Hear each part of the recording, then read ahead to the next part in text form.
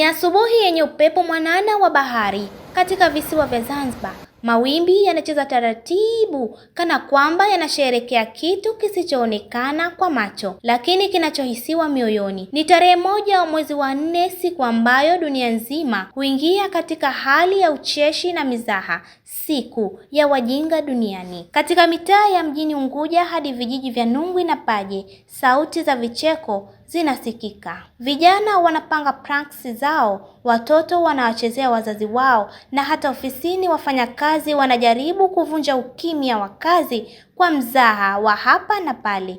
Ni siku ambayo kwa lugha ya mtaani unaweza kusema, leo ni siku ya kucheza akili kidogo, lakini kwa staili. Lakini nyuma ya vicheko hivyo kuna simulizi nyingine, simulizi ya tahadhari. Mtaalamu mmoja wa mawasiliano alionya kwa sauti ya utulivu, mzaha ni kama chumvi kwenye chakula, ukizidisha unaharibu ladha.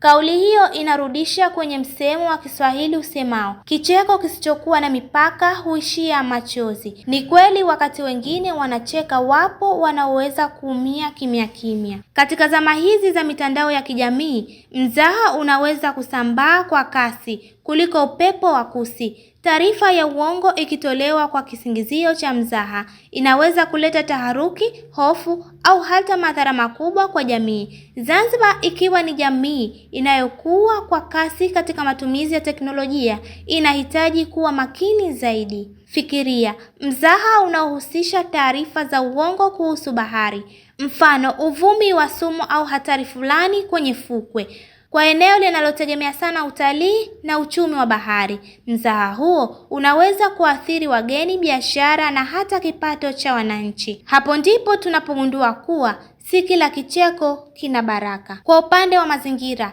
athari zinaweza kuwa za moja kwa moja au zisizo za moja kwa moja. Watoto au vijana wanaoweza kufanya mizaha katika maeneo ya fukwe au hifadhi za viumbe kama kasa bila uelewa, wanaweza kuharibu makazi ya viumbe hao, mfano kukanyaga maeneo ya mayai ya kasa au kuwachokoza wanyama kwa lengo la kujifurahisha. Hii si burudani, ni uharibifu. Na kama wahenga walivyosema, mchelea mwana kulia hulia yeye. Tukiacha mizaha isiyokuwa na mipaka, kesho tutabeba gharama zake sisi wenyewe. Hata hivyo, si kwamba siku hii haina manufaa, la hasha.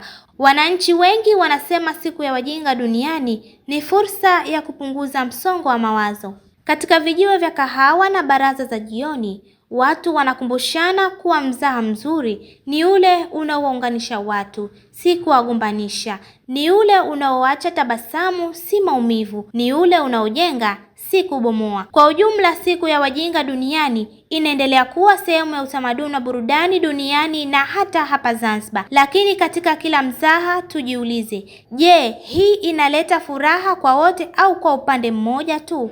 Maana mwisho wa siku, akili ni mali, tuitumie vizuri hata tunapocheka. Na hii ni simulizi ya siku ya wajinga duniani. Jina langu ni Madina Omar.